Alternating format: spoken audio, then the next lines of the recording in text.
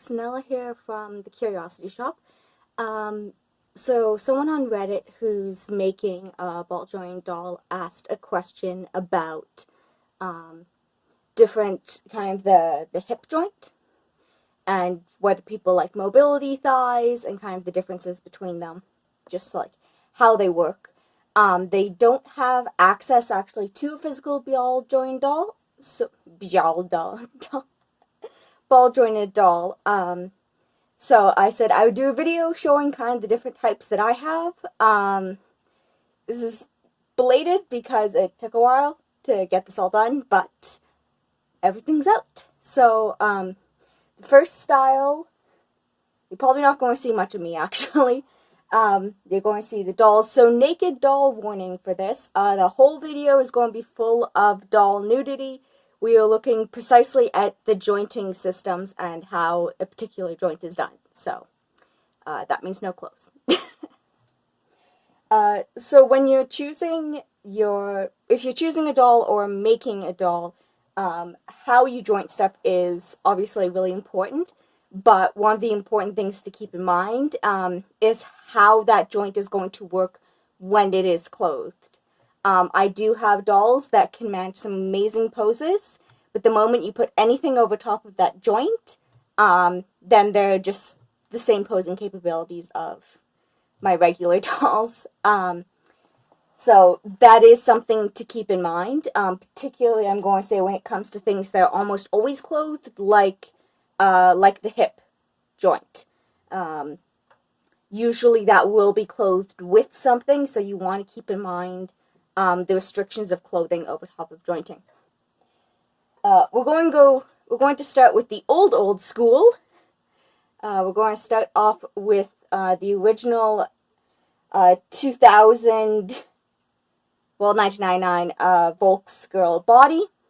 And you can see that the ball and the upper thigh are actually two separate pieces. They are glued together. I think it was in the box opening video where this came off of the other leg. So it is glued on. They're two separate pieces. I believe this was just due to how they were making the mold at the time. So that's kind of the stringing channel. And then this slit actually continues to a bit differently than a lot of dolls. So this is what the Reddit poster had called type 1. So we're going to say it's the simplest way of doing the joint, and it's the most limited amount of range of motion. So she can sit, she can stand. Well, okay, admittedly not this doll because that's why they changed the version. You can see how much that ball joint protrudes, and that actually did interfere with function. I'll pull up an SD13 girl soon to show you what it looks like when that joint works, and how kind of this top stringing structure changed, I believe. So type 1 is simple, as simple as you can for the thigh joint. It's all one piece. Like I said, in this case, it was two pieces, but it's glued together so it functions as if it's one solid piece. And all it does, you can sit, you can stand. If you start turning out to the side, because of the way the elastic will pull through the body, the doll will lose some stability. Okay, then I'll show you the original SD, so Super Dolphy, boy body, which came out in 2002? 2003? I might have to check my own video about the history of Volks. The history of ball jointed dolls, I mean. So, once again, so this might ring more of a bell for a type 1. So it's all one solid piece. Except, once again, it's not actually one solid piece. The 2003 SD13 girl I have has this same thing, where the very back is a separate piece. Like I said, I believe that that's because of molding. But this functions exactly the same way. Up and down, if you turn, you start losing stability. You can't cross, there'll be gaps and stability issues. So let's check out the SD13 girl from 2003. She has about the same as that SD boy body I just showed. So the same thing here where the back portion of the, well, it'd be the head. I keep wanting to say socket. So the ball joint here is actually in two pieces. The interesting thing about how they sculpted this, and I say interesting as a kind of as a joke, her butt is very square. You may notice this. You may also notice that when she sits, she actually has this loop. I'm going to turn down the, oh, that's the wrong way. There we go. You can see that it's not actually fully round at the top. It's made so that when she stands, that joint kind of clicks into place. Admittedly, this makes it look very strange when she's sitting, but she can stand quite well. And if you're sculpting, sometimes that is a compromise you have to make. In addition to how will it function when it's clothed, you also have to keep in mind stability and and how people use dolls. Now, I'm going to grab my 2005 SD13 girl. So you can see this time it is all one piece entirely. And the channels here are actually quite deep. And I said we would look at how the stringing into the body, so the top of the joint looks. And I'm just going to show it on my SD13 girl here. If I can get the light in right. So you can see that the channel doesn't have that great big hole at the top anymore. It actually, the channel at the front, that's kind of the width of the slot that's going in. And the SD13 body that I have here from 2005 actually does keep that function where the joint kind of locks into the standing position, which offers obviously extra stability. And how that's done is just by making that little ridge there. In her case, that little ridge actually makes it so that when she sits, you have this nice continuous shape. There's no weird blocky things there. Okay, so that's how Volks in the early years did the Type 1 joint, as we're going to call it. Now I'm going to show you what, I'm going to keep showing you what other companies have done with this joint in that same kind of type. So this is a Doll in Mind Love. I keep forgetting if it was Love or Happy that was the mini size. Anyway, this is their 1/4 size. Once again, the size of the channel here at the front, it just kind of continues in a straight line. So she doesn't have a really pronounced ball at the top. And the channel doesn't extend as far as I've seen on other dolls. So the channel at the front there, the longer it is, typically the more range of motion you get. So it's both can be making your doll unstable, but it can also be a big boost with posing. It is not an uncommon mod to lengthen these holes if your doll is having a lot of trouble being posed. So this is the Bat Chick's Lagoon body. Forgive the staining, she was in a Agnes Dreary outfit that came directly out of the box, and or the package I should say, and whoo boy am I glad I put it on a resin doll, because this is going to come off easy. If I put on anything else, eesh.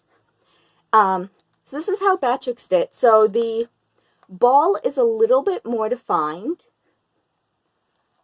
You can see it a little bit more clearly there.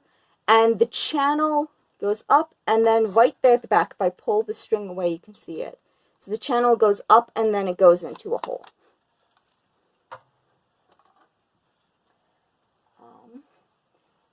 one of the other styles that I'm going to say is still type 1 because of just mobility is kind of this style where there's no visible string at the front.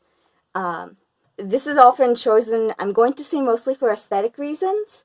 There's really no difference with posing. It's purely has to do with aesthetic. However, since you can't have the stringing channel showing at the front, how do you get the string through? Well, this is how Dear Mine did it. So, you can see that the ball has been flattened where it has to meet the body, and the channel is quite deep and rounded.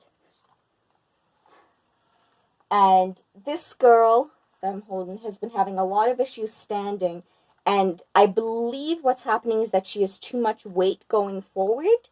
I just haven't figured out how to solve that problem so she can stand. We're almost, oh crap, sorry. I was going to say we're almost done the type 1s. We actually have a few more. So, this is, I'm going to say this is kind of this is a little bit shorter than average for these stringing channels. So your choice is kind of like, do you want to go halfway down the ball of the joint or 3/4 of the way down? You can see he does have a little bit, there's a little bit of tapering here around the ball joint, which once again just makes it so that it looks nicer when sitting. This is how Bobobi did it for their first single joint dolls. I find that he has a very defined joint, especially in the center, where once again there is going to be that sitting problem. So you want to make sure that the joint is really nice and smooth here. This little dip that's in between the joint and the leg does not show with clothing. So just because something doesn't look pretty not clothed doesn't mean it's not going to be beautiful otherwise. And if you're sculpting a doll with a penis, keep in mind that the inner thigh is going to be going right up against there, so your jointing may have to be a bit different. You might have to just kind of curve in the joint a bit more. Okay, I have 2 more that are type 1, and then I have 2 that actually the Reddit user, who I'm terribly sorry, I forgot to look up your name before starting this video, didn't mention. It's kind of an in-between step. So, let's just grab... I think you're getting the idea, though, that, like, type 1's the easiest to do. You still have your basic kind of considerations you have to keep in mind when you're making a doll is clothed and unclothed.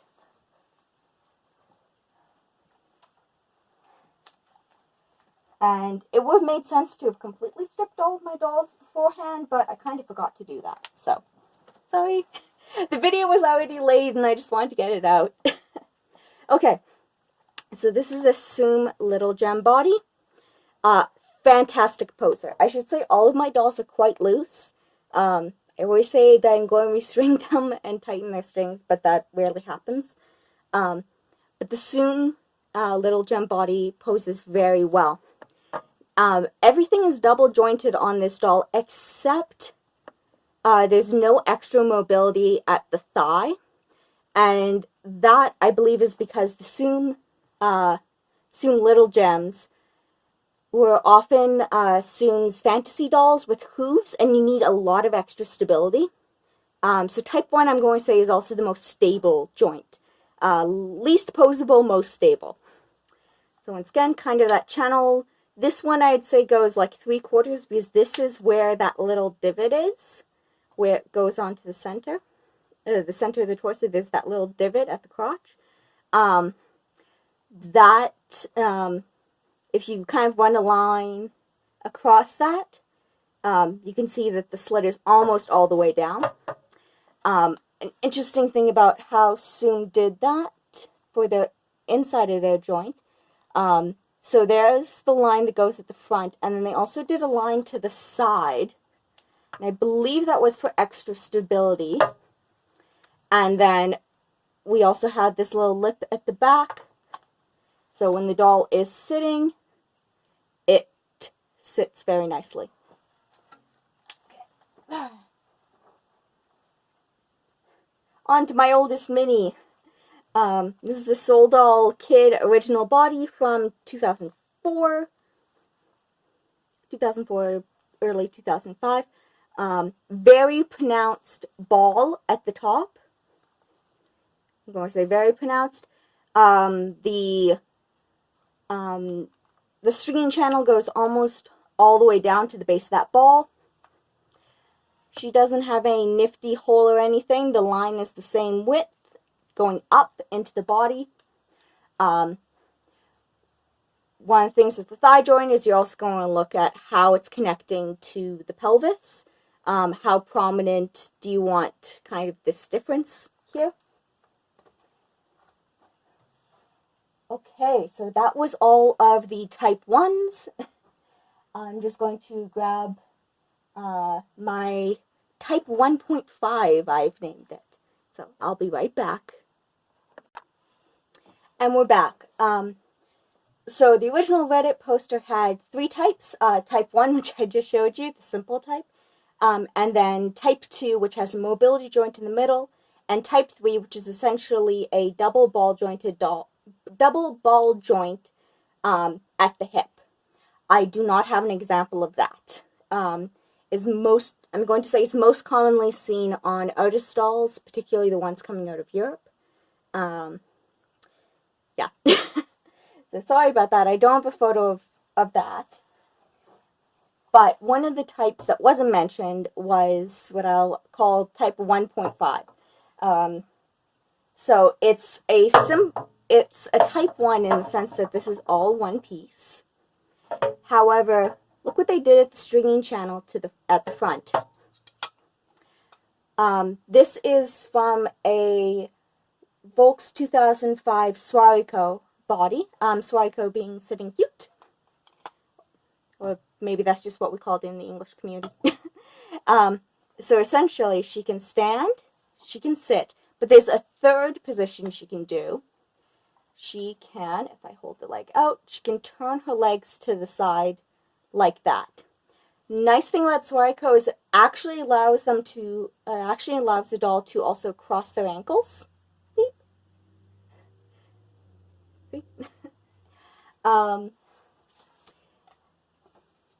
So if you want extra mobility, but you're worried about actually putting in an additional joint, type 1.5 is a nice way of kind of having that middle ground of extra posability, but still having a lot of stability. So Volks did this very gentle curve. And then we have my first doll, who is getting dyed once I get her all cleaned up. So won't be this color for long. It's from 2006, 2007, something like that. So it's strong, stands nicely. It's still one joint. Very pronounced ball here. However, this one doesn't have as aesthetically pleasing a cut. It's very sharp here. However, I'll show you, since I've got the elastic here, I can show you the positions. So, position 1, standing. Position 2, sitting. Position 3 goes up. And now, ta-da! So that is type 1.5. And this video is getting quite long, so I'll do a separate one for type 2. Okay. Bye.